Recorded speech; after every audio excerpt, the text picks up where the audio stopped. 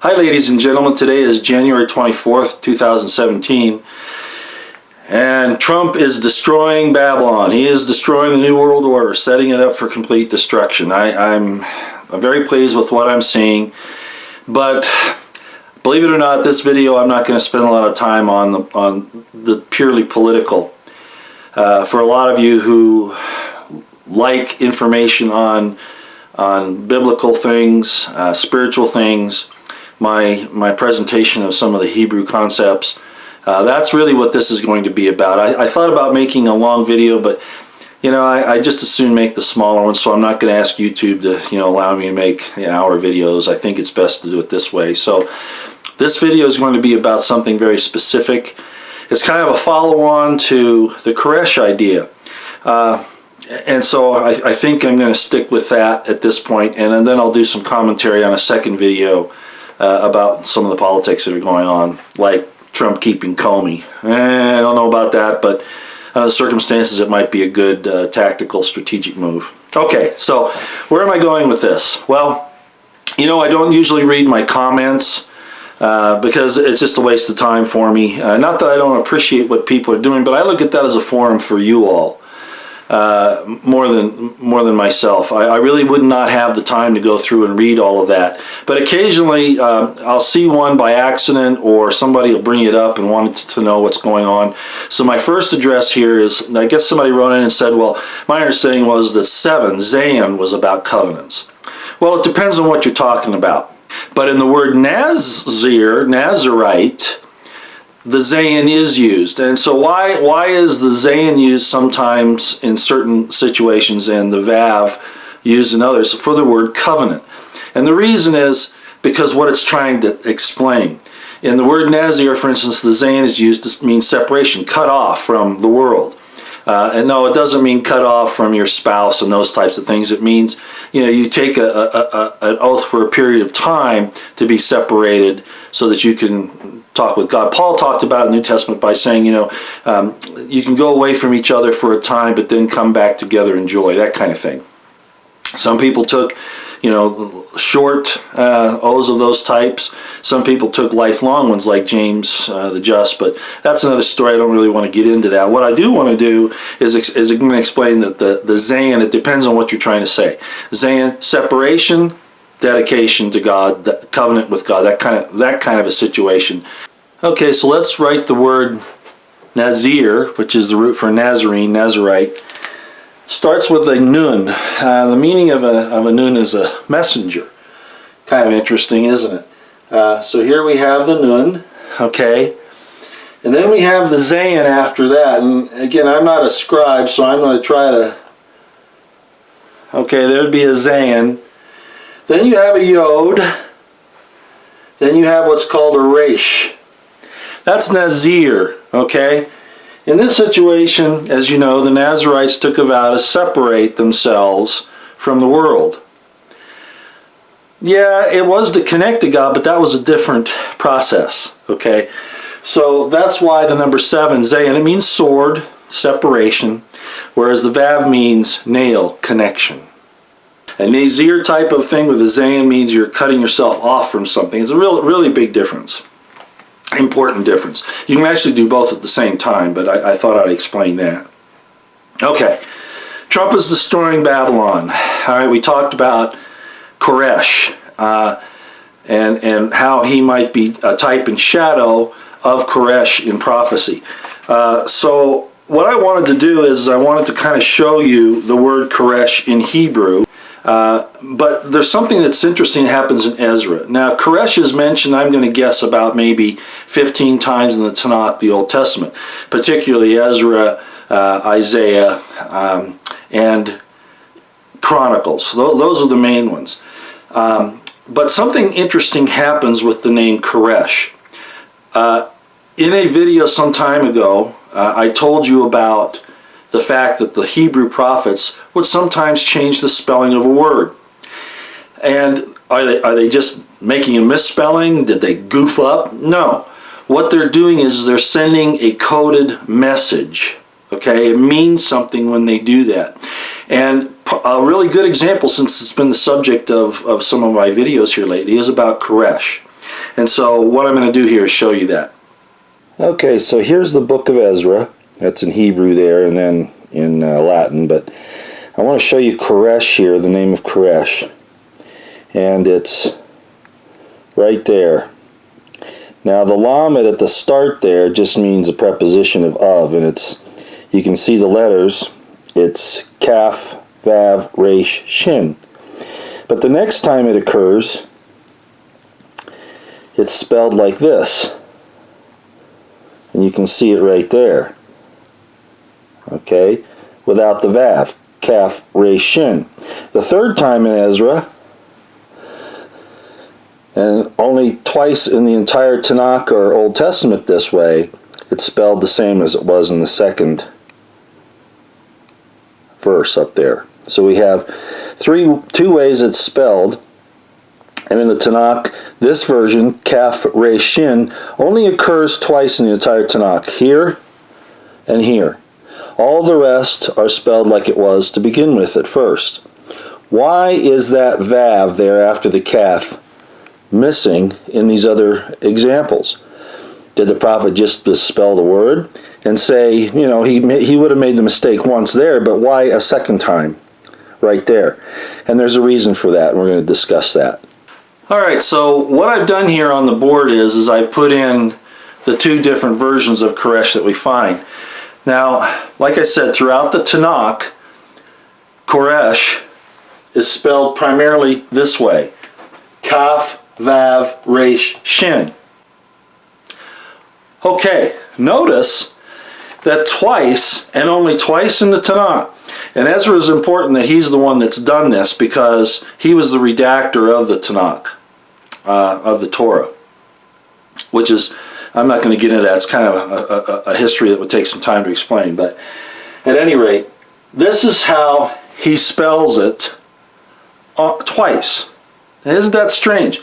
Again, as I said in that little clip, did he just misspell it and forget to put the Vav in there? And he did it twice. No, this is a deliberate prophetic technique of the prophets. And this is something that a lot of people don't understand because they're not into it. And the rabbis who see me doing this, like I said, are going crazy, you know, that I'm showing this. But as I explained in my Donald Trump and David Koresh series, I think, gentlemen, this is time to start showing these things because you don't get these nuances in the Hebrew. Okay. A Vav means a covenant. Remember, I just talked about that with the Nazir, and we talked about it with the name of the four-letter name of God, the Tetragrammaton, YHVH. So this is how it's spelled everywhere else. Isaiah, Chronicles, even in Ezra. But that two times in the first two verses of Ezra, he changes the spelling. Now, there's another word in the lexicon that is spelled like this, okay?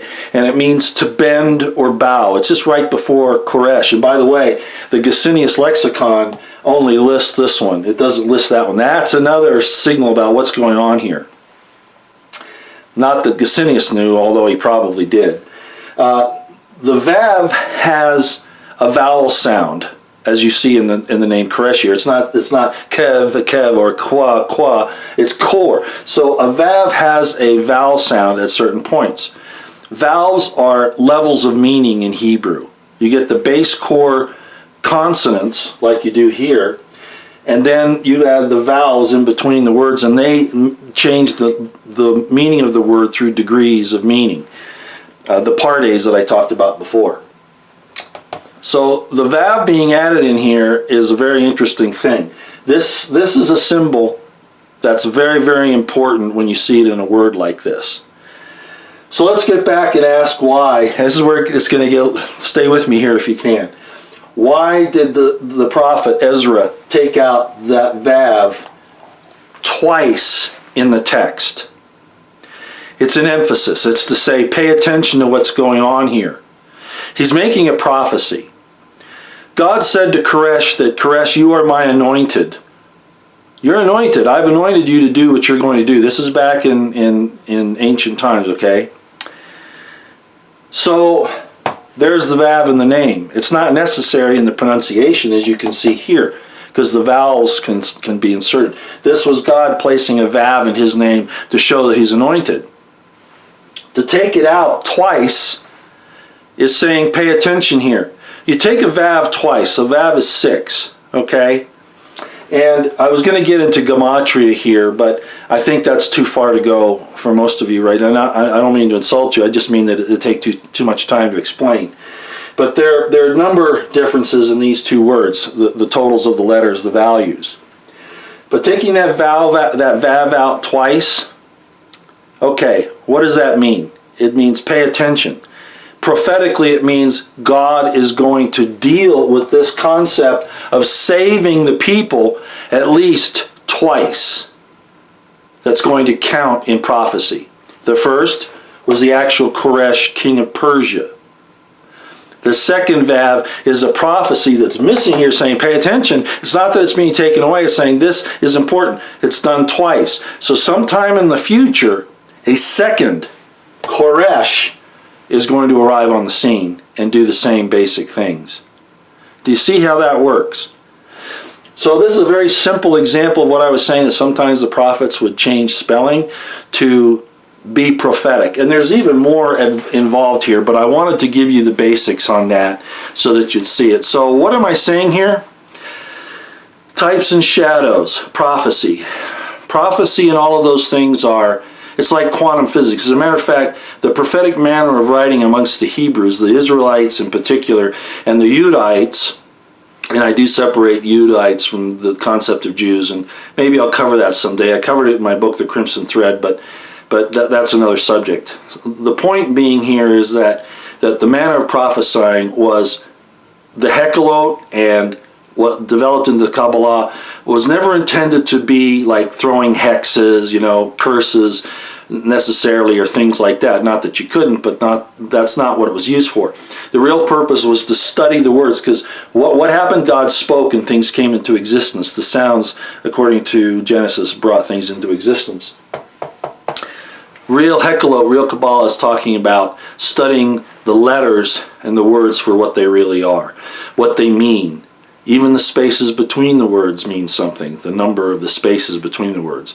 Again, too complicated to get into this short video. So basically what I'm saying is, and I've tried to rush through this because of course time constrictions, I think we're looking at, and I put it up on my Twitter account today, by the way, if you'd like, you can follow me on Twitter at Royston Potter, and there it is on the screen for you.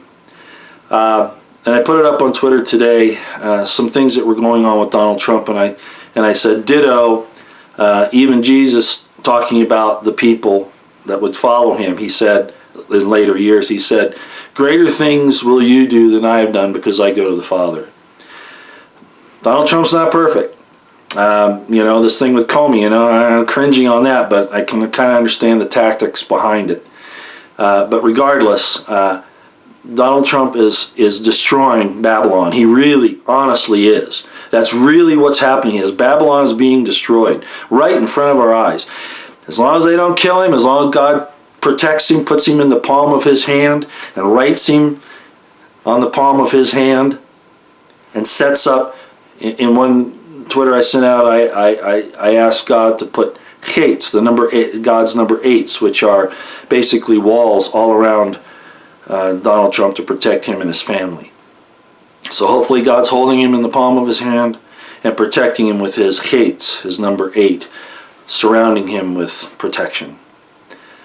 So I'll leave it there for now. It's probably a lot to try to digest, and it's not going into a great depth, but you see on the surface what the situation is with the scriptures and why reading it in the English isn't sufficient all the time, because you miss some of the important things. And again, as I pointed out in one of my last videos, these letters and these words can be expanded out into meanings that are nearly infinite. Seriously. But I won't get into that here, and I probably won't get into it much at all. We kind of did it with the 4-letter name of God, but we won't do much more here. So that's enough for now. I hope you found that interesting.